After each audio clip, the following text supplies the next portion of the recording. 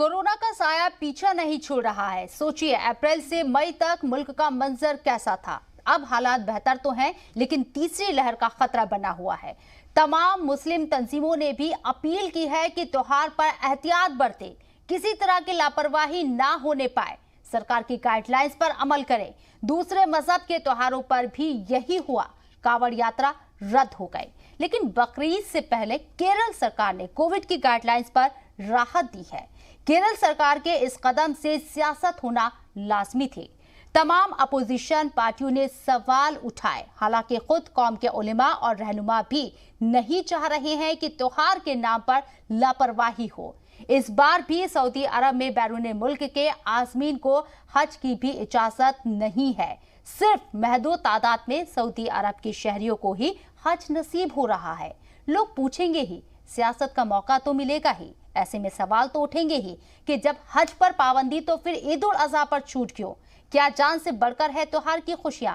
खुद को खतरे में डालकर इबादत की इजाजत कौन सा मजहब देगा? क्या एहतियात के साथ फराइज नहीं अदा किए जा सकते?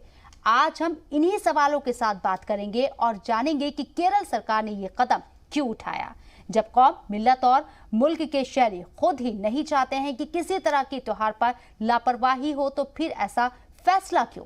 ये रिपोर्ट देखते हैं, फिर बातचीत का आगाज करते हैं।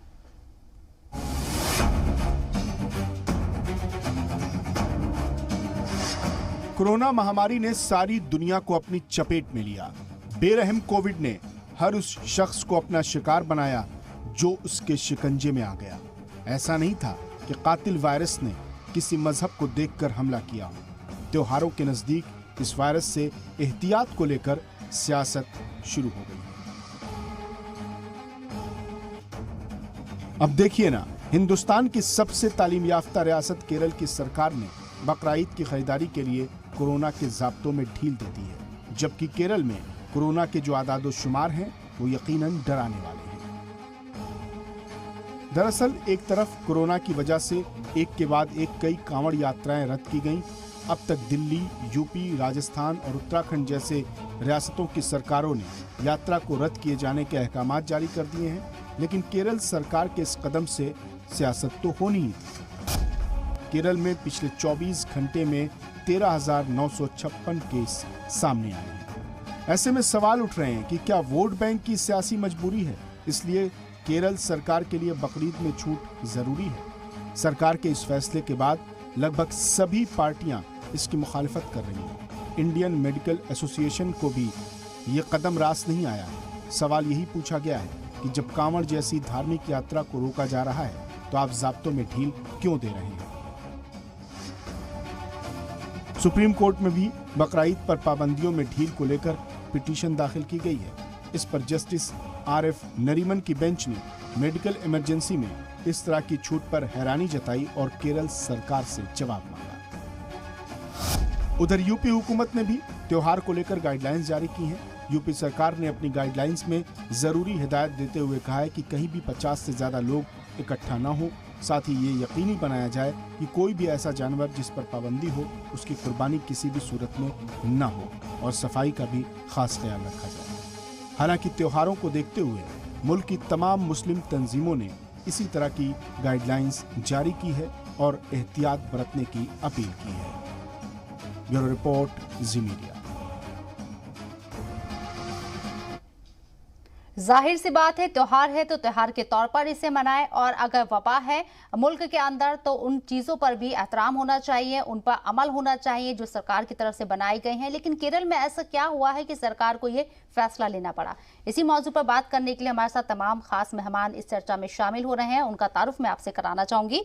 हमारे साथ दानिश इकबाल साहब बीजेपी लीडर हैं, और इसके साथ ही मुफ्ती मंजूर जियाई साहब चेयरमैन हैं इल्म हुनर के। मुफ्ती यूनुस कासमी साहब हमारे साथ हैं, इस्लामिक स्कॉलर हैं। Doctor H S. रावत साहब हैं, हिंदू धर्मगुरु हैं।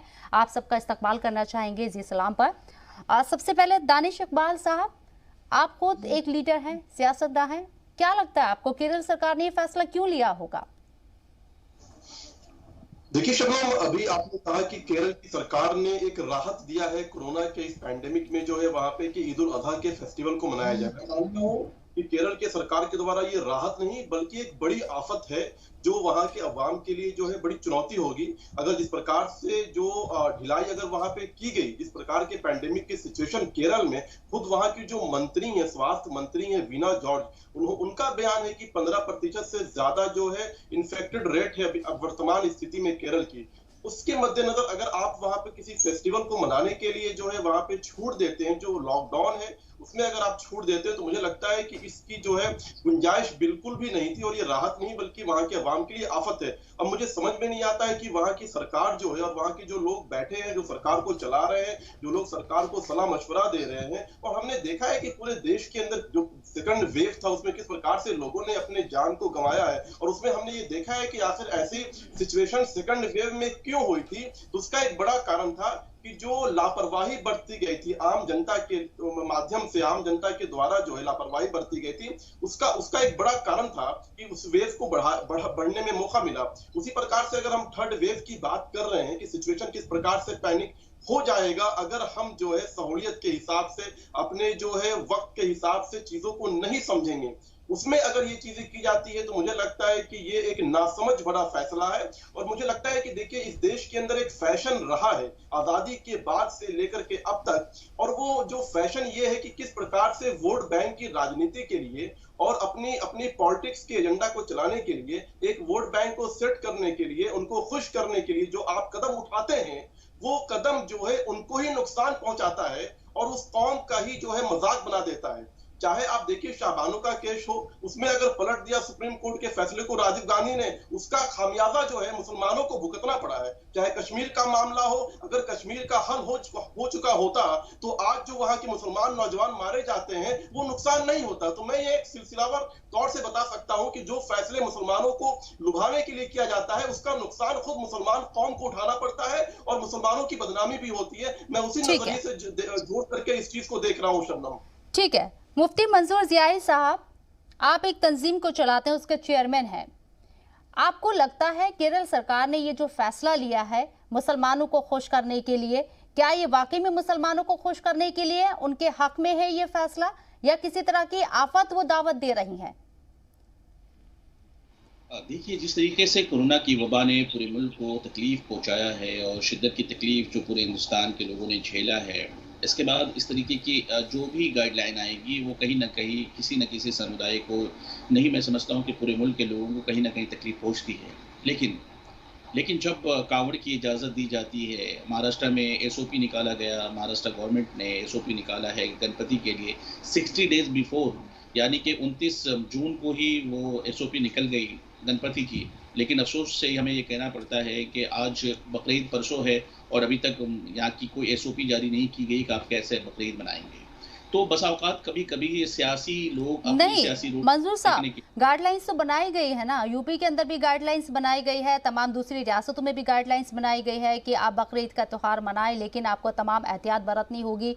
आप खुली जगह में जो अवामी मकामात हैं वहाँ पर आप कुर्बानी ना करें, गलियों में और नालियों में खून जो है वो ना बहे ताकि दूसरे लोगों को इससे परेशानी ना हो। साफ सफाई का आप ख्याल रखें, मस्जिदों में 50 से ज़्यादा लोग इकट्ठा नहीं हो सकते हैं, एक साथ नमाज अदा 50 से ज़्यादा लोग नहीं कर सकते हैं। बनाई गई है एसओपीएस। मेरी बात तो सुन लें आप, मुझे भी मौका दे दें थोड़ा सा कि मैं अपनी गुफ्तगू आपके सामने और आपके नाज़रीन के सामने रख सकूं। मैं आपको दो बातें कहना चाहता हूं कि हमारे लिए गाइडलाइन बनाई गई है। यकीनन आपने मेरी बात की इस्लाह करने की कोशिश की है, लेकिन मैं उसी की जानिब आ रहा था कि गाइडलाइन जो बनाई गई है उसमें हमें ये कहा गया है कि आप सिंबॉलिक कुर्बानी कर लीजिए। गाइडलाइन जो बनाई गई है उसमें ये कहा गया है कि आप ऑनलाइन ख़रीदारी कर लीजिए, जानवर की ऑनलाइन कुर्बानी कर लीजिए। मोहतरमा, आप ये बताइए कि गाइडलाइन ऐसी होती है कि जिसमें हम सिंबॉलिक कुर्बानी करेंगे। अब यही दिन बचे हैं हमारे कि हम सिंबॉलिक कुर्बानी करें, हम केक काट दें कुर्बानी की जगह पर। हमारे दिन यही दिन बचे हैं कि हम जानवर की जो कुरान और हदीस में अल्लाह के रसूल सल्लल्लाहु अलैहि वसल्लम ने और फ़िक़ह में जिस बारे में कहा गया है जानवरों के अंदर नुक्स ना हो, उस नुक्स को हम ऑनलाइन भी देखेंगे। ये गाइडलाइन होती है इस तरीके की। आप एक समुदाय विशेष को ये कहते हैं कि आप इस तरीके मैं क्रॉस चेक करना चाहूंगी। दानिश इकबाल साहब, मेरे नॉलेज में इस तरह के कोई एसओपीएस नहीं है, मेरी नॉलेज में नहीं है। आप सियासतदान हैं, लीडर है, क्या आपकी नॉलेज में है ऐसा कुछ? कर देता हूं। देखिए शबनम, आऊंगी सर आपके पास। शबनम, जो गाइडलाइंस है वो गाइडलाइंस कोरोना के मद्देनजर है कि जो कोरोना में जो एक सिचुएशन है कि किस प्रकार से आपको जाना है, भीड़ नहीं करनी है। ऐसा नहीं है कि आपको ऑनलाइन बकरे लेकर के आना है, ये बिल्कुल गलतफहमी फैलाई जा रही है। सिर्फ ये गाइडलाइन दी गई है कि आपको अपना जो है अपना ख्याल रखना है ताकि जो है ये स्प्रेडिंग ना हो। आपको नमाज ऐसे पढ़ना है जहां पे गैप रखना हो, आपको 50 लोगों से ज्यादा जो है जमा इकट्ठा नहीं होना है, ये गाइडलाइन है। ये नहीं है कि आप सिंबॉलिक जो है आप कुर्बानी कर लीजिए। आप बताइए मुझे गवर्नमेंट की एक भी कागज आप दिखा दीजिए जिसमें ये लिखा हो कि सिंबॉलिक आपको कुर्बानी देना है, ये बिल्कुल भी नहीं है। और मैं इसी बात की तस्दीक चाह रही थी, इसी बात की तस्दीक चाह रही थी। ठीक है, तो मैं एक बात और बता दूं जानकारी के लिए, जो ऑनलाइन बातें कर रहे थे शायद इनको मालूम नहीं, जितने मुस्लिम ममालिक देश हैं, चाहे वो दुबई हो चाहे सऊदी अरबिया हो। ठीक है मंजूर साहब, आपको मुफ्ती मंजूर साहब आप कुछ दिखा रहे हैं, आऊंगे दानिश जी, वो कुछ दिखाना चाह रहे हैं। ये आप किसकी गाइडलाइंस बता रहे हैं सर मुझे, क्योंकि बहुत ज्यादा इसमें दिख नहीं रहा है, क्लियर नहीं दिख रहा है, आप पढ़ के बता पाएंगे? आप अभी नंबर दें, ऑनलाइन आपको मैं शेयर कर देता हूं और आपके लोगों के साथ भी शेयर कर देता हूं मोहतरमा। ये गाइडलाइन, इस गाइडलाइन के ऊपर में महाराष्ट्र की 2 दिन की असेंबली चली, असेंबली में भी गुफ्तगू की गई और असेंबली के रिकॉर्ड मौजूद हैं। उसमें ये कहा गया कि हम इसे वापस ले लेंगे, इस एसओपी को रिटर्न ले लेंगे, लेकिन अभी तक वो एसओपी रिटर्न नहीं ली गई है। मुसलमानों की दिल आजारी हो रही है। हम देखिए, हम कोविड पालन करना चाहते हैं, कोविड के हर एसओपी को पालन करना चाहते हैं। मुसलसल जिस दिन से कोविड के इश्यूज आए हैं, हमने हर पल हर जगह पर खड़े होकर के अपने लोगों, मुल्क के लोगों के लिए हिफाजत के लिए, तहफ्फुज के लिए मस्जिदें बंद कर दी, दरगाहें बंद हो गई, खानकाहें बंद हो गई, मदारिस इस्लामिया सारी बंद हो गई। ये सारी चीजें इसलिए बंद हो गई कि मुल्क के अंदर में वबा ना फैल सके। हम उसके साथ हैं, आपके साथ खड़े हैं, लेकिन इस तरीके की एसओपी के बारे में आप कहते हैं आपको मालूम नहीं है, तो आपको मालूम होकर के बैठना चाहिए जनाब मोहतरम, कि इत्तला आपके पास होनी चाहिए कि किस तरीके की एसओपी मुल्क में निकाली जा रही है और किस तरीके से प्रताड़ना की जा रही है किसी एक समुदाय की, और किसके साथ, उनके साथ किस तरीके का बर्ताव हो रहा है। ये बर्ताव भी पूरे मुल्क के तमाम लोगों को और खुसूसन पैनलिस्ट को ये मालूम होना चाहिए, उसके साथ बैठे और इस तरीके के बारे में बताएं आपके क्या इस तरीके का एसओपी भी दुरुस्त होगा या नहीं होगा, क्या इसके और असेंबली के अंदर में इस बारे में बात की गई है और ये कहा गया कि उसे वापस ले लेंगे, लेकिन आज अब कुर्बानी का आखिरी दिन बचा है कि परसों कुर्बानी होनी है और अभी तक इस बारे में कोई भी जानकारी महाराष्ट्र गवर्नमेंट ने नहीं दी है। तो क्या ऐसी सूरत हाल में हमारी दिल आजारी नहीं होती है? हम क्या इस गुजरात के वासी नहीं है? ठीक है, हम इस मुल्क के वफादारी हमारे दिलों में नहीं है। ठीक है मंजूर साहब, आऊंगी मैं आपके साथ, मुफ्ती मंजूर साहब आऊंगी मैं आपके पास। महाराष्ट्र की तरफ से क्या गाइडलाइंस दी गई है ये भी तफसील से हम बताएंगे अपने नाज़रीन को, लेकिन मुफ्ती यूनुस कासमी साहब भी मेरे साथ मौजूद है, इस चर्चा में शामिल हैं, उनसे भी बात कर लेते हैं। मुफ्ती साहब, बकरीद ईद का त्योहार है, सभी लोग इसे मनाएंगे, खुशी के साथ मनाएंगे, लेकिन क्या आप इस बात को तरजीह देंगे कि जिस तरह से लॉकडाउन में यहाँ ढील दी गई है केरल के अंदर, क्या आप इस बात को अहमियत देंगे कि कोरोना को दावत देने की कहीं ना कहीं ये कोशिश होगी, तो एहतियात बरतनी जरूरी है त्योहार के मद्देनजर, या बस ऐसे ही आप त्योहार मना सकते हैं? देखिए, कोरोना की जो भी गाइडलाइन गवर्नमेंट की तरफ से उस पर हमें अमल करना चाहिए और केरल गवर्नमेंट ने जो छूट दी है, मेरा मानना है इस तरीके की छूट नहीं देनी चाहिए, क्योंकि अभी जो दूसरी लहर थी उसमें बहुत ज्यादा मुल्क में नुकसान हुआ, बहुत ज्यादा तबाही फैली और बहुत ज्यादा लोगों की मौतें हुई हैं। और वो जो मौतें हुई हैं कहीं ना कहीं गफलत और लापरवाही बरती गई है और जो कोरोना की गाइडलाइन थी उस पर अमल नहीं किया गया है। असल में हमारे इस मुल्क की दुश्वारी ये है कि यहाँ कानून तो रोजाना बनते हैं लेकिन बनने से पहले तोड़ दिए जाते हैं। गाइडलाइन तो जारी की जाती है लेकिन उस गाइडलाइन पर लोग अमल नहीं करते हैं और ना उस पर अमल किया जाता है सही तरीके से। रिश्वतों का कहीं ना कहीं बाजार गर्म होता है जिसकी वजह से उन पर अमल सही तरीके से नहीं हो पाता है। तो कोरोना की जो भी गाइडलाइन गवर्नमेंट ने जारी की है बीमारी से बचने के लिए, उन गाइडलाइन पर अमल होना चाहिए ताकि इस बीमारी का हम लोग मुकाबला कर सकें और इस बीमारी से छुटकारा पा सकें। तो इसलिए जो केरल गवर्नमेंट है उसने जो इस तरह की मतलब जो छूट दी है, मेरा मानना है छूट गलत है इस तरीके की, बल्कि एहतियाती तौर पर त्योहार को मनाया जाए और तमाम एहतियाती जो तदाबीर डॉक्टरों की तरफ से बताई जाती हैं उन तमाम एहतियाती तदाबीर पर अमल करते हुए त्योहार मनाएं।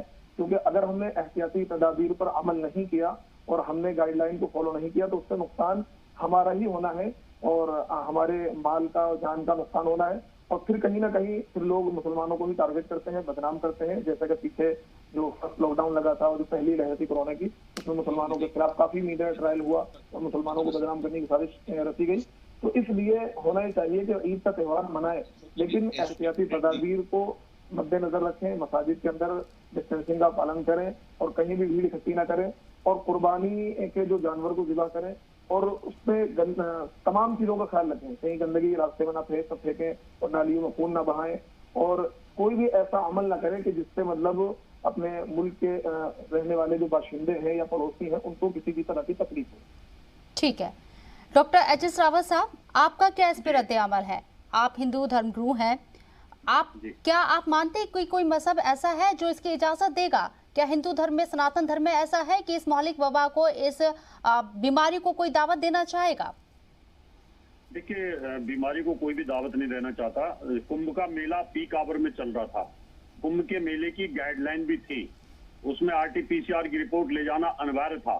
लेकिन जब दूसरी लहर बहुत ज्यादा स्पीड में आने लगी तो प्रधानमंत्री जी की अपील के ऊपर हमारे साधु संतों ने और अखाड़ों ने ये तय कर लिया कि अब इसको सांकेतिक किया जाए, और उसको किया। अभी मंजूर साहब कह रहे थे क्या हम इसी दिन के लिए रह गए क्या, या मुसलमान धर्म क्या सभी ऑनलाइन करने के लिए रह गया क्या? जब हिंदू धर्म का सबसे बड़ा त्योहार जो बोलते हैं कुंभ का मेला, जो 12 वर्ष में एक बार लगता है, अगर उसको पोस्टपोन किया जा सकता है तो मंजूर साहब, मुझे लगता है कि केरल गवर्नमेंट ने जो फैसला लिया है वो गलत लिया है। वो मुसलमानों के वोट बैंक को खुश करने के लिए लिया है। जो वोट कम्युनिस्ट पार्टी को जाती है उनको लगा कि अगर हम ये छूट नहीं देंगे तो हो सकता है मुसलमान वोट बैंक नाराज हो जाए, जो उनका फिक्स वोट बैंक है। और वोट बैंक की राजनीति के तहत अगर मुसलमान भाइयों को अगर कहीं पीड़ा होती है या ये कोरोना बढ़ता है, वैसे ही केरल में बहुत ज्यादा कोरोना बढ़ा हुआ है, वहां पर रोज के 15-20 हजार केसेज आ रहे हैं, उसके बावजूद भी अगर सरकार छूट दे रही है तो आप जैसे धर्म गुरुओं को इसका विरोध करना चाहिए।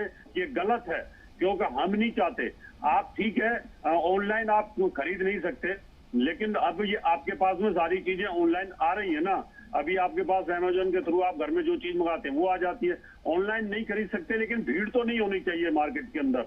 तो मेरा कहने का मतलब ये है कि सरकार कभी कभी ऐसे फैसले लेती है जिसके कारण उनकी वोट बैंक डिस्टर्ब ना हो। अभी देखिए, कांवड़ यात्रा को भी उत्तर प्रदेश में और उत्तराखंड सरकार ने पोस्टपोन किया, लेकिन उसका वहां पर हिंदू बहुत ज्यादा नाराज है इस बात से कि पहले उन्होंने हाँ की और उसके बाद उसको रद्द कर दिया गया।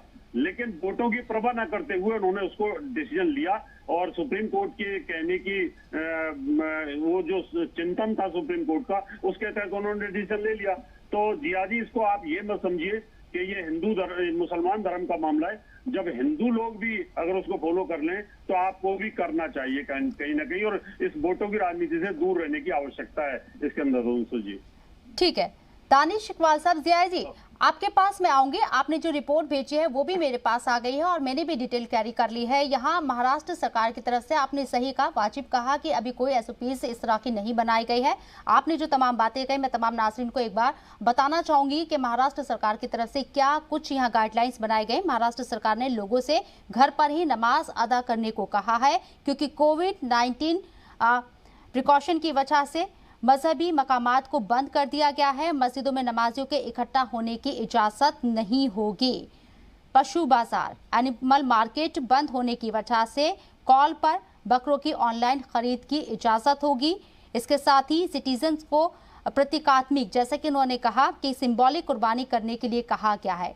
ये आपकी बात बिल्कुल सही है, ये गाइडलाइंस SOPs बनाई गई हैं। दानिश इकबाल साहब, यूपी सरकार ने SOPs बनाई हैं, गाइडलाइंस बनाई है। असम के अंदर मार्केट लगी है, बकरा मार्केट लगी है। ये नहीं है कि आप जगह जगह पर मार्केट लगाएंगे। उन्होंने एक जगह बनाई और वहां उस जगह को आइडेंटिफाई करने के बाद वहां उस मार्केट को लगाया गया। जो SOPs होनी चाहिए उस दौरान उन तमाम चीज़ों पर अमल किया गया, लेकिन महाराष्ट्र में ऐसा होता नजर नहीं आ रहा है।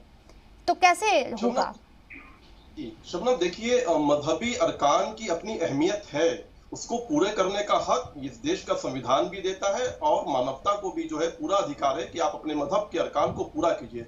लेकिन जब मानवता बचेगा ही नहीं तो आप कौन से मजहबी अरकान को पूरा कीजिएगा? आप अशरफुल मखलूकात हैं, अल्लाह ने आपको अशरफुल मखलूकात बना के जमीन पर पैदा किया है और आप अपने ज़हन का इस्तेमाल नहीं करेंगे। आप ये कहेंगे कि फलाने मजहब के लोग ने ये किया है, वो ये कर रहे हैं, तो हमें भी इजाजत चाहिए। मुझे लगता है कि ये बात करना आज की डेट में सबसे बड़ी जो है बेवकूफी की बात है कि फलाने ने ऐसा किया तो मैं भी ऐसा करूंगा। आपको तो आगे आकर के एक संदेश देना चाहिए, उदाहरण देना चाहिए। लेकिन दानिश इकबाल साहब, सिंबॉलिक कुर्बानी कैसे होगी? सिंबॉलिक कुर्बानी कैसे होगी, इस पर क्या कहेंगे? मैं बताता हूँ। जहां तक ऑनलाइन का विषय है, देखिए, पूरे जितने मुस्लिम ममालिक देश हैं, चाहे वो दुबई हो, चाहे वो सऊदी अरब हो, चाहे मिडिल ईस्ट में, वहां खुद रहा हूं और मैंने देखा है पैंडेमिक से पहले नॉर्मल दिनों में वहां पे ऑनलाइन जो है टोकन लिया जाता था बकरे का, और उसके बाद ऑनलाइन जो है आप वहां बुकिंग करते थे और फिर वहां से आप जाके ले सकते थे या बंदा लाके आपके घर पहुंचा सकता था। तो अब बताइए इसमें इस्लाम के अंदर कहाँ छेड़छाड़ हो गया, कहाँ किसी को तकलीफ हो गई कि आपके इस्लाम के अरकान में जो है बाहरी चीजें आ गई। तो मुझे लगता है इन चीजों से बाहर निकलना चाहिए हमको। अगर ऑनलाइन की व्यवस्था कहीं की जा रही है तो मुझे लगता है इसका स्वागत करना चाहिए। दूसरी बात, अगर असम के अंदर आऊंगी मुफ्ती साहब, आऊंगी आपके पास में, कंप्लीट करने दीजिए दानिश जी को, आपके पास में आऊंगी।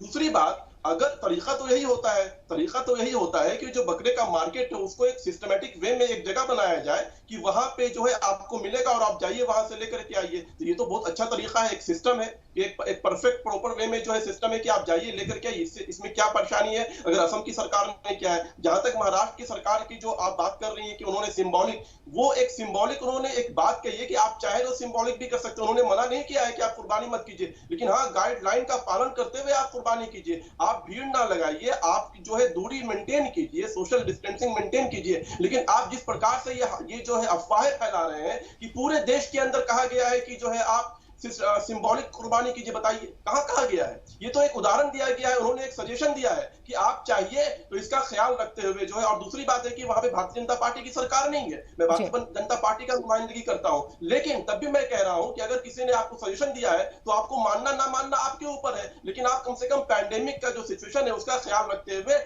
और अल्लाह की जो बात है कि भाई दूसरों का भी ख्याल रखिए। अल्लाह ने कहा है कि अपने ज़हन का इस्तेमाल कीजिए, आप अशरफुल मखलूकात हैं, उसके हिसाब से आप कुर्बानी कीजिए, अपने अरकान को पूरा कीजिए, किसी को तकलीफ होनी चाहिए। ठीक है, महाराष्ट्र में केसेस बहुत ज्यादा हैं, तमाम एहतियात वहां बरतनी जरूरी है, लेकिन कुछ खामियां भी यहां पर, जैसे कि मुफ्ती मंजूर ज़ियाई साहब कह रहे हैं, कुछ खामियां भी हैं, उस पर भी नजरसानी होनी चाहिए। इसी सवाल के साथ हम लौटेंगे एक छोटे से ब्रेक के बाद।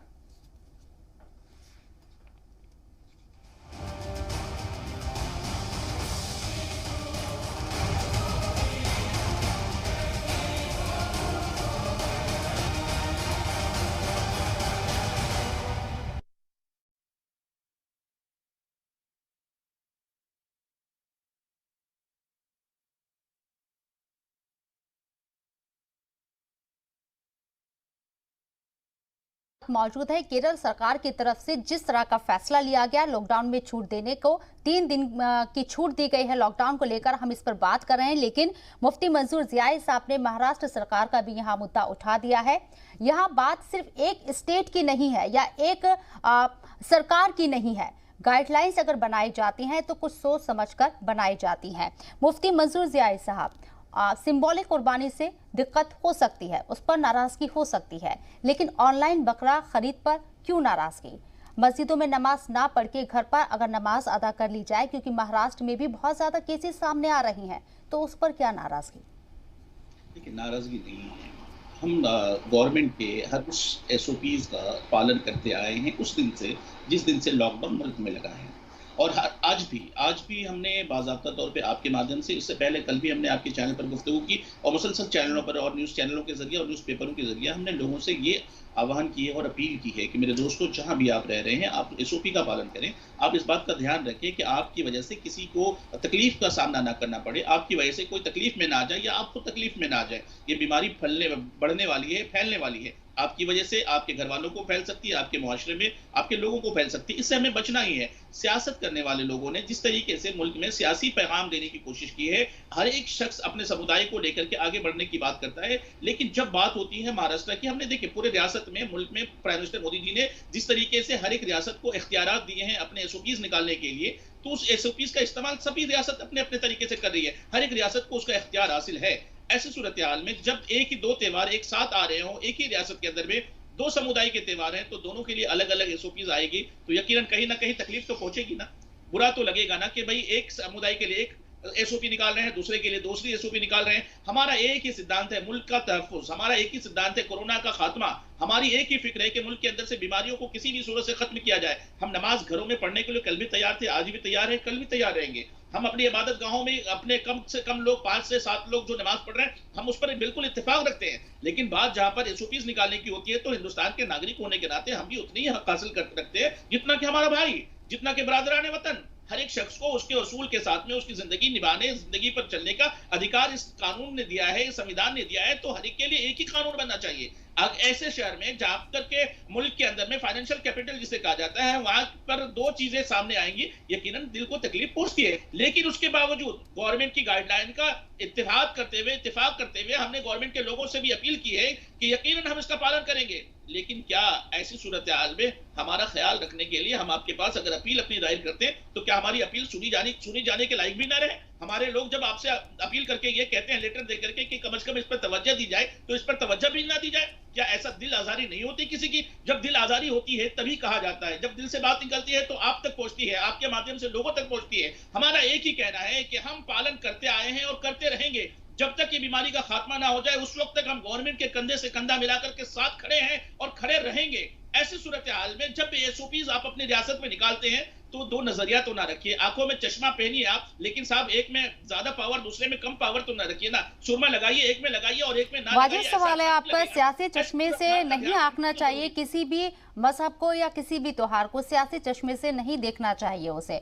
मुफ्ती यूनुस कासमी साहब, केरल के ऊपर हम बात करें, महाराष्ट्र का जिक्र निकल आया है, सिंबॉलिक कुर्बानी क्या हो सकती है? मुझे लगता है ये पॉसिबल नहीं है, लेकिन आप ज्यादा जानकार हैं, आप बताएं। हेलो जी मुफ्ती कासमी साहब। जी, आपकी आवाज ब्रेक हुई, क्या बोला आपने? मुफ्ती यूनुस साहब, जिस तरीके से हम बात कर रहे हैं कुर्बानी को लेकर, ऑनलाइन बकरा खरीदा जा सकता है, ऑनलाइन मस्जिदों में नमाज ना पढ़ के घर पर नमाज अदा की जा सकती है अगर इस तरह का बहरान है, इस तरह की मौलिक बीमारी है, उसको एहतियात के तौर पर देखते हुए। लेकिन क्या सिंबॉलिक कुर्बानी हो सकती है? नहीं, देखिए, ऑनलाइन बकरा के खरीदने में दुश्वारियां हैं, जैसा कि मुफ्ती साहब ने कहा, आखिर में दुश्वारियां हैं क्योंकि जानवर को देख कर लेना पड़ता है, उसमें बहुत सारी चीजें होती हैं, बहुत सारी चीजें देखनी पड़ती है। जानवर मुकम्मल 1 साल का है नहीं है, उसके अंदर कोई ऐप तो नहीं है, कोई कमी तो नहीं है। एक चीज, दूसरी चीज ये है कि रहमतुल्लाह ईद की नमाज का गाइडलाइन गवर्नमेंट ने बनाई है, उस गाइडलाइन को फॉलो किया जाए, क्योंकि हिंदुस्तान में और भी बहुत से काम हो रहे हैं। तो इस तरीके से ये फैसला कि भाई घर में नमाज पढ़ी जाए, ये फैसला ठीक नहीं, बल्कि मस्जिद के अंदर नमाज पढ़ी जाए, लेकिन सोशल डिस्टेंसिंग को मेंटेन किया जाए और जो गवर्नमेंट की गाइडलाइन है। और लेकिन मुफ्ती साहब, पिछले आपने देखा था ईद उल फितर के मौके पर भी लोगों ने घर में नमाज अदा की थी। अगर इस तरह की बीमारी है तो पहले सेहत जरूरी है या फिर अकीदा जरूरी है? देखिए, कुछ चीजें ऐसी होती हैं, ये साल में एक मौका आता है, 2 मौके आते हैं, ईद उल फितर और ईद उल अजहा। तो इसलिए हर इंसान की तमन्ना ये होती है कि हम मस्जिद में जाकर नमाज अदा करें। तो अगर गाइडलाइन को और उन तमाम कानून को और रूल्स को फॉलो करके नमाज अदा कर ली जाए तो उसमें कोई किसी भी तरह की कबाहत वाली बात नहीं है, और न ही ऐसा नहीं है उससे कोई कोरोना फैल जाएगा। अगर गाइडलाइन को और उनके सारे कानून को फॉलो किया जाए, इस तरीके से नहीं होना चाहिए। और आमतौर पर हमारे हिंदुस्तान में, जैसा कि मुफ्ती साहब ने तस्करा किया, कि इंसाफ वाली बात नहीं है, 2 चश्मों से मामला किया जाता है, 2 एंगलों से मामला किया जाता है। तो सबके लिए एक जैसा कानून होना चाहिए और एक जैसा बर्ताव होना चाहिए।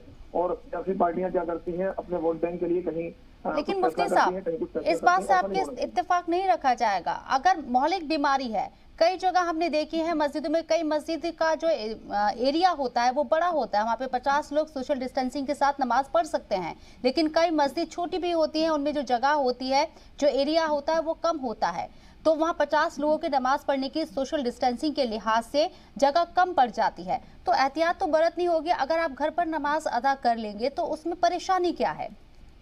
हाँ, देखिए, अगर कोई मस्जिद इस तरह की है कि जिसमें 50 लोग डिस्टेंसिंग के साथ नमाज नहीं पढ़ सकते, वो एक अलग मैटर है।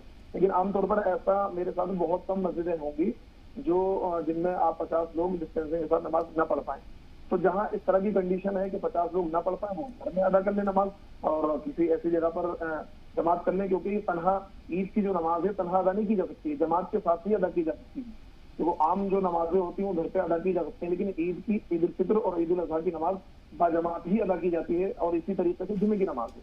तो जिस मस्जिद में कंडीशन हो कि 50 लोग डिस्टेंसिंग के साथ नमाज ना पढ़ सकते हो, थोड़े कम पढ़ लें, लेकिन मस्जिद के अंदर ही ईद की नमाज होनी चाहिए। ठीक है। केरल सरकार ने जो फैसला लिया है, लॉकडाउन में जो छूट दी है, 3 दिन की बकरा ईद के मौके पर खरीदारी करने के लिए बाजार पूरी तरह से यहाँ सजे हुए हैं, जबकि ट्रिपल जोन है कोरोना का, उस पर हिमायत करेंगे आप? देखिए, अगर ये फैसला मेरे ख्याल से बेहतर नहीं है, क्योंकि इसमें तो बीमारी को दावत देना है और ये कहीं ना कहीं वोट बैंक की राजनीति है। ऐसा नहीं होना चाहिए, बल्कि गाइडलाइन को और कानून को, रूल्स को फॉलो करना चाहिए। और सिर्फ इस बुनियाद पर भाई ईद बकरा ईद है तो छूट दे दी जाए ताकि मुसलमान खुश हो जाए, ऐसा नहीं होना चाहिए। बल्कि एहतियात बहुत जरूरी हो। जिस तरीके से कोरोना का वहाँ स्कोप है और कोरोना बहुत तेजी से वहाँ फैल रहा है, बहुत ज्यादा केसेज आ रहे हैं, तो ये फैसला मेरे हिसाब से बहुत मतलब बेहतर नहीं है, गलत फैसला है। ठीक है डॉक्टर एच.एस. रावत साहब, कोरोना की वजह से कांवड़ यात्रा रद्द कर दी गई। खुद संतों ने ये फैसला लिया कि ये यात्रा नहीं होगी। उत्तराखंड के अंदर भी सीएम की तरफ से ऐलान किया गया कि कांवड़ यात्रा नहीं होगी, कोरोना है। अमरनाथ यात्रा को रद्द कर दिया गया। ऑनलाइन दर्शन कराए जाएंगे बाबा बर्फानी के। तमाम अहम फैसले लिए जा रहे हैं, लेकिन कुछ रियासतों में हम देख रहे हैं, मैं केरल का ही जिक्र करूंगी क्योंकि इसी मौजू पर हम बात कर रहे हैं। केरल सरकार की तरफ से ये फैसला लिया गया है क्योंकि वहां पर 25% जो है ये एक आंकड़ा है जिस पर तमाम लोग बात करते हैं कि 25% जो मुस्लिम वोट बैंक है वो है वहां पर, लेकिन हकीकत में वहां 35 कहा जाता है मुस्लिम वोट बैंक। तो क्या आपको लगता है किसी मजहब का सहारा लेकर आप सियासी रोटियां सेक सकते हैं, और जबकि लोगों की जिंदगी को खतरे में डालकर आप हालात ऐसे हो? तो बिल्कुल ठीक बात है। इसको मैं बड़े दावे के साथ कह सकता हूँ, लोगों की जिंदगी खतरे में डाल करके जो राजनीतिक पार्टियां हैं वो धार्मिक लोगों की और दूसरे जो लोग हैं उनका भी इस्तेमाल करते हैं। अगर देखा जाए तो जब उत्तर प्रदेश में अभी कोरोना काल के अंदर ही वहां पर ब्लॉक प्रमुख के और जिला पंचायत के चुनाव हुए, जब वहां बहुत ज्यादा विरोध हुआ था, लेकिन वहां पर कुछ उस समय चिल्लाते रह गए लोग, लेकिन चुनाव हुआ और उसका दुष्परिणाम ये हुआ कि काफी लोग कोरोना से संक्रमित पाए गए। तो अभी ये सोच करके हम ही लोगों ने, संती लोगों ने, सब लोगों ने डिसाइड किया कि अगर यात्रा होती है तो उस यात्रा के अंदर आप सांकेतिक ले लें। आपके नजदीक अगर कहीं पर ऐसा लगता है कि आप वहां से भी जल लेके आ सकते हैं, और अगर आपको ऐसा फील होता है जहाँ मेजोरिटी में बहुत ज्यादा लोग जाएंगे तो वहां निश्चित तौर पर वो बहुत जगह फैल जाता है। जो कांवड़ यात्रा अलग अलग शहरों में जाती है, अलग अलग जगह से निकलती है, तो उसके फैलने के चांसेस ज्यादा थे। जब हमने ये बात उनके सामने रखी थी कि अगर आपके पास RT-PCR रिपोर्ट है या आप वैक्सीनेशन है, आपके दोनों इंजेक्शन लग चुके हैं, तो आप लिमिट के कुछ लोग कर दें, सोशल डिस्टेंसिंग का पालन करते हुए। लेकिन समिति ने यह तय किया कि नहीं। तो मैं तो यही कहना चाहूंगा सरकार को, खुद भी उनको ये देखना चाहिए, खुद भी अगर ये पालन करते हैं तो ज्यादा बेटर है। लेकिन किसी धर्म के नाम पर किसी की जान को खतरा में डालना, वोटों के लिए जान को खतरे में डालना, उनको खुश करने के लिए जान को खतरे में डालना, ये गलत है। लेकिन डॉक्टर एच.एस. रावत साहब, मुसलमान नहीं कह रहे हैं यहाँ पर कि आप हमें खुश करिए, वो और खुद कह रहे हैं कि भाई आप कोरोना जो SOPs बनाई गई है हम उस पर अमल करेंगे और इसी एहतियात के साथ हम कुर्बानी के लिए आगे बढ़ेंगे। ये त्योहार अकीदत के साथ मनाएंगे लेकिन एहतियात भी बरतेंगे। शाम 4 बजे भी मेरे साथ तमाम दानिश्वर लोग जुड़े थे, इस पर चर्चा हुई थी। उन्होंने तमाम नाज़रीन को बेदार करने के हवाले से भी यही अपील की थी कि आप तमाम SOPs का पालन करें, उस पर अमल करें। लेकिन कुछ लोग अपनी सियासत चमकाने के लिए, वोट बैंक को साधने के लिए, सियासी लोगों की खासकर मैं बात करना चाहूंगी, क्योंकि कोई मजहब नहीं सिखाता है कि आप आपस में भिड़ें या कुछ ऐसी बीमारियों को दावत दें जिसमें हिंदू मुसलमान दोनों उससे मुतासिर हो। किसी मजहब में नहीं लिखा है, लेकिन मजहब का नाम लेकर यहाँ बदनाम करने की कोशिश की जाती है। देखिए, होता क्या है कि अभी यहाँ पर जितने भी लोग बैठे हैं सब क्वालिफाइड लोग हैं, विद्वान लोग हैं, पढ़े लिखे लोग हैं, वो तो सही बात करेंगे। लेकिन बाकी जब 35% लोगों में से आप 5% लोगों को ही तो समझा सकते हो। 30% लोग तो ये सोचते हैं कि केरल सरकार ने जो फैसला लिया है वो अच्छा लिया है और हम तो बहुत खुश हैं, और वो मार्केट में जाएंगे, जाकर के वो खरीदारी भी करेंगे, भीड़ भी करेंगे, और जिसके कारण वो कोरोना फैल सकता है। इसलिए मैं सरकार का विरोध कर रहा हूँ, मैं किसी मुसलमानों का विरोध नहीं कर रहा यहाँ पर, या मैं किसी हिंदू का विरोध नहीं कर रहा। चलिए, बहुत सही कहा आपने। सरकारी जो फैसले लिए जाते हैं इंतजामिया की तरफ से, सरकार की तरफ से, उनमें इस तरह की कहीं ना कहीं लोगों को राहत देने की कोशिश होनी चाहिए कि आप बीमारी से भी बचें और कोरोना वबा जो है वो भी ना फैले। लेकिन यहाँ होता क्या है कि आप बीमारी को अपने घर दावत दे लेते हैं, कुछ लोगों को खुश करने के लिए या अपना वोट बैंक साधने के लिए। ये केरल सरकार को समझना होगा। एक छोटा सा ब्रेक हम यहाँ ले रहे हैं, जल्द हाजिर होंगे, चर्चा को आगे बढ़ाएंगे ब्रेक के बाद।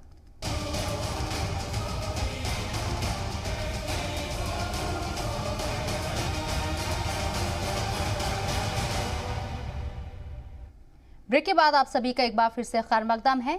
जब आवाम ज़वाबित की खिलाफ वर्जी करे तो इंतजामिया उस पर लगाम लगाती है, अंकुश लगाती है। सरकार उस पर लगाम लगाती है, अंकुश लगाती है। लेकिन सवाल यहाँ यही है कि जब रियासती सरकार इस तरह के ज़वाबित की खिलाफवर्जी करता है या इस तरह के नियमों की धज्जियां उड़ाई जाती है, उनको मॉडिफाई किया जाता है, उनमें संशोधन किया जाता है, लॉकडाउन लगा हुआ है, बावजूद इसके आप एक त्योहार के मद्देनजर उसमें छूट दे देते हैं, ढील दे देते हैं, तो उन पर लगाम कौन लगाएगा?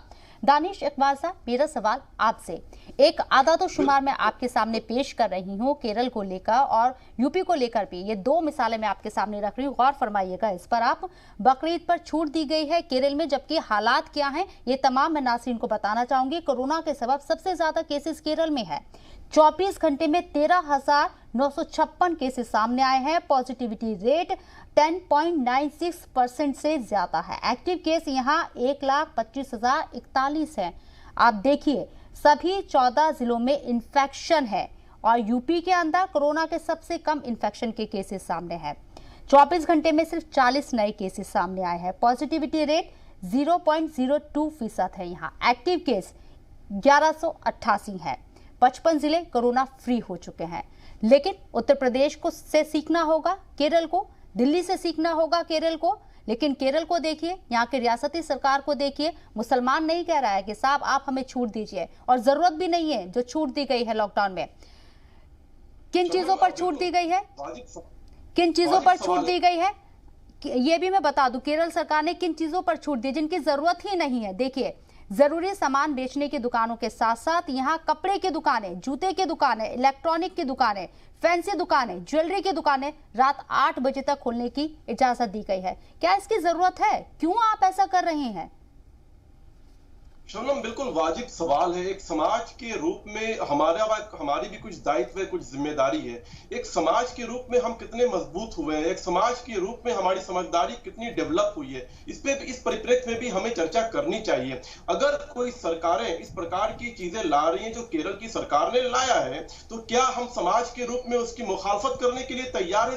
सामूहिक रूप से, कलेक्टिव रूप से क्या हम इतने मजबूत हो चुके हैं समाज के रूप में कि इस प्रकार की चीजें जब आती हैं तो मेरी जो समझ है, हमारी जो समझ है, बारीकी है, उसको हम समझ करके इस सरकार की मुखालफत कर सकते हैं? इस सरकार को हम जवाब दे सकते हैं कि नहीं, हम पूरा समाज जो है, हम इस पैंडेमिक के समय में पूरे के पूरे रूल्स को फॉलो करेंगे? आपने जिस प्रकार की चीजें लाई हैं उसकी हम मुखालफत करते हैं। मुझे लगता है कि बड़ा सवाल यह है, और एक समाज के रूप में भी, एक कौम के रूप में भी हमें इससे ऊपर आना पड़ेगा, अपने आप को और मजबूत करना पड़ेगा, अपनी समझदारी को बढ़ाना पड़ेगा, ताकि हम उन तरह के जो हमारे पर इल्जाम लगाया जाता है कि जिस प्रकार से हमारा मजाक बनाया जाता है और सरकार के कारण होता है, सरकार को ये लगता है कि वो अपीजमेंट करके हमें खुश कर देगी, सरकार को ये लगता है कि 70 सालों में हमने अपीजमेंट करके मुसलमानों का डेवलपमेंट कर दिया है, बल्कि उसके उल्टे मुसलमानों का डेवलपमेंट नहीं हुआ, बल्कि मुसलमान आज मजाक बन जाता है जब कोई बातें होती हैं। इसी प्रकार से केरल के अंदर जो चीजें हुई हैं, इससे पूरे देश के अंदर जो है एक नैरेटिव सेट हो जा रहा है कि मुसलमान ये चाह रहे थे, मुसलमान ये खुश हैं, और कुछ चंद लोग, मैं कहता हूं कुछ चंद तंजीमें, कुछ चंद लोग जो है उसका स्वागत करने लगते हैं, तो देश में एक खराब माहौल बन जाता है। मैं मानता हूं कि इस देश के बहुत से उलमाओं ने जो है उसकी मुखालफत की है, इस देश के बड़े से उलमाओं ने जो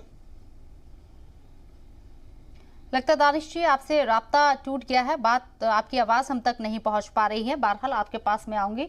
मुफ्ती मंजूर ज़ियाई साहब, मुझे लगता है यहाँ जितने भी लोग बैठे हैं इस पैनल में, जितने भी लोग शामिल हैं, वो इस बात की कतई हिमायत नहीं करेंगे कि इस तरह की चीजें होनी चाहिए। जिन चीजों की जरूरत भी नहीं है, सिर्फ आपने एक मैसेज देने के लिए, क्योंकि यहाँ वहाँ केरल के अंदर 25% वोट बैंक मुस्लिमों का है, इसलिए आप इस तरह की छूट दे रहे हैं। मुसलमान नहीं चाहता है साहब इस तरह की छूट।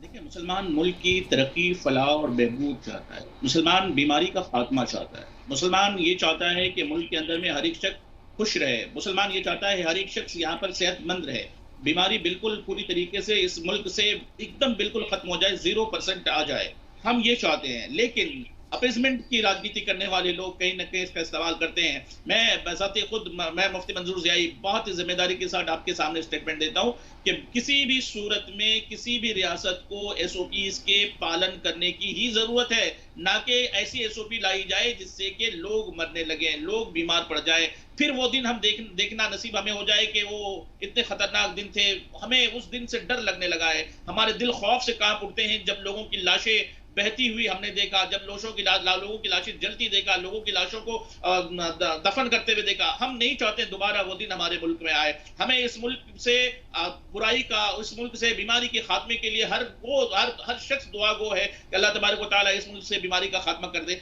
मसला दरअसल ये है कि सिर्फ हमें खुश करने के लिए हमें ऐसी छूट दी जाती है, तो हमें ऐसी खुशियां नहीं चाहिए। हमें चाहिए दायमी खुशी, हमें चाहिए मुस्तकिल की खुशी, हमें चाहिए जिससे कि मुल्क के अंदर में सही वातावरण हो, एक दूसरे के साथ मोहब्बत के साथ गले मिल सके। हमें वो पुराने दिन चाहिए जिससे कि हम मोहब्बत और प्यार लुटा सकें। हमें ऐसी खुशियां, पल भर की खुशियां, 3 दिन की खुशियां आप देकर के हमें सिर्फ हमारे दिलों को ठंडक पहुंचाने की कोशिश करते हैं। ना हमारा दिल ठंडा होगा, ना हमारी आंखें ठंडी होगी, ना अपने लोगों से मिल सकेंगे। हमें ऐसा बिल्कुल ही नहीं चाहिए। मैंने ये चीजें महाराष्ट्र में भी रखी है और केरल में भी ऐसा ही होना चाहिए। लेकिन बस औकात मसला ये होता है कि जब आपके सामने, हमारे सामने कुछ ऐसी चीजें आती हैं तो दिल दुखता है, दिल तकलीफ में आ जाता है। एक बात हमेशा मैं कहता हूं और कहता आया हूं, आज भी आपके सामने कहना चाहूंगा, मुल्क से बीमारी के खात्मे के लिए हम सबको कंधे से कंधा मिला करके इस बीमारी के खात्मे के लिए पुरजोर मेहनत करनी होगी ताकि बीमारी का खात्मा हो सके, पूरे मुल्क से बीमारी का खात्मा हो सके। हम त्योहार 1 साल 2 साल नहीं मनाएंगे, वो चलेगा, लेकिन बीमारी न रहे, मुल्क में कोई परेशान हाल न रहे, मुल्क में सांसों के लिए, ऑक्सीजन के लिए लोग तड़पते ना रहे, दवाइयों के लोग जूझते ना रहे, परेशानी में लोग मुब्तला ना रहे। हम ये दुआ करते हैं कि बीमारी का खात्मा हो जाए और हम एक दूसरे के साथ आने वाले दिनों में जब 1 2 साल 3 साल के बाद हम खुशियां मनाएं तो खूब अच्छे से खुशियां मना सके, अपनी सारी खुशियां अपने लोगों के साथ बांट सके। ऐसा ना हो कि कल वो लोग जो हमारे साथ थे कल दोबारा हम ना रह पाए। ऐसी सूरत में खुशियां नहीं बांट सकते, क्योंकि पैगंबर अलैहिस्सलातु तस्लीम ने इरशाद फरमाया है कि खुशियां मनाओ दूसरों का ख्याल करते हुए, खुशियां मनाओ दूसरों की खुशियों में शामिल होकर के। ऐसा नहीं कि हम अब किसी को तकलीफ देकर खुशियां मनाएंगे, ऐसी खुशियां हमें नहीं चाहिए। हम सिर्फ और सिर्फ अल्लाह उसके रसूल की बारगाह से दुआ करते हैं, मौला हमारे मुल्क से बीमारी का खात्मा हो और कोई भी ऐसा काम हमारे लोग ना करें जिससे कि बीमारी बढ़ने का सबब हम बने। हमें इस सबब से भी बचना है ताकि हम अल्लाह की भी रजा और लोगों की भी खुशनुदी हासिल कर सकें। बहुत अच्छा पैगाम, बहुत अच्छा पैगाम आपका। मुफ्ती यूनुस कासमी साहब, बकरा ईद का जिक्र हो रहा है, तो इस्लाम की रोशनी में मैं चाहूंगी कि थोड़ा सा आप बताएं हमारे नाज़रीन को कि इस तरह की मौलिक वबा पहले भी आती रही हैं, लेकिन अब भी ये मौलिक वबा है, तो ऐसे में आप इस्लाम की रोशनी में किस तरह से अपने त्योहार को मना सकते हैं अकीदे के साथ? जो मजहब है वो अमन का, सलामती का मजहब है और हमारे प्यारे नबी सल्लल्लाहु अलैहि वसल्लम ने हमें ऐसी तालीमात अता की है कि हम कोई भी मौका हो, त्योहार का मौका हो, खुशी का मौका हो, गमी का मौका हो, कोई भी मौका हो, हम अपने कामों को इस तरीके से अंजाम दें, किसी को कोई तकलीफ ना हो, किसी को कोई परेशानी ना हो, किसी की दिल आजारी ना हो। तो इस तरीके से बकरा ईद का एक त्योहार का मौका है। इस मौके पर मुसलमान कुर्बानी का फरीजा अंजाम देंगे, नमाज पढ़ेंगे और एक दूसरे के घर जाएंगे। लेकिन जो कोरोना प्रोटोकॉल है, जो उसकी गाइडलाइन है, वो उन तमाम चीजों को फॉलो करें ताकि कभी ऐसा ना हो कि अगर हमने उन गाइडलाइंस को फॉलो नहीं किया, उन रूल्स को फॉलो नहीं किया, तो उन रूल्स को फॉलो न करने की वजह से हमारे मुल्क में दोबारा बीमारी आ जाए और दोबारा हम उसी परेशानी में चले जाएं जिस परेशानी में अभी 2-3 महीने पहले हम लोग थे। तो इसलिए मैं तमाम नाजरीन को ये पैगाम देना चाहूंगा कि ईद के त्यौहार को इस तरीके से मनाएं जो ताकि हम किसी को कोई तकलीफ ना हो, किसी को कोई परेशानी ना हो, और जो भी गाइडलाइन गवर्नमेंट की तरफ से कोरोना को लेकर बनाई गई है उन गाइडलाइन को मुकम्मल तरीके से फॉलो करें। चलिए डॉक्टर एच.एस. रावत साहब, मुआसरत चाहूंगी, माफी चाहूंगी, आपसे बात नहीं कर पाऊंगी, वक्त इसकी इजाजत नहीं दे रहा है। दानिशवाल साहब, आपसे भी मैं आगे बात नहीं कर पाऊंगी क्योंकि वक्त हो गया, प्रोग्राम को वाइंड अप करना है। लेकिन आप तमाम लोग अपना कीमती वक्त निकालकर हमारे साथ जुड़े, चर्चा में शामिल हुए और तमाम आपने ज़रूरी बातें हमारे नाजरीन के सामने रखी। अब केरल की सरकार भी इस बात को अच्छे से समझे कि त्योहार मनाना ज़रूरी है, लेकिन ज़वाबीत का भी ख्याल रखना है। मुसलमान नहीं चाहते हैं कि आप लॉकडाउन में छूट दीजिए, फिर क्यों आप अपनी सियासी रोटियां सेक रही हैं। इस्लाम बहुत अच्छा मजहब है, अमन का पैगाम देता है, भाईचारे का पैगाम देता है, दूसरों की मदद करने का पैगाम देता है, बीमारी को दावत देने का पैगाम नहीं देता है। इस बात को समझे केरल सरकार। फिलहाल आज के मुद्दा में इतना ही, दीजिए इजाज़त, आदाब।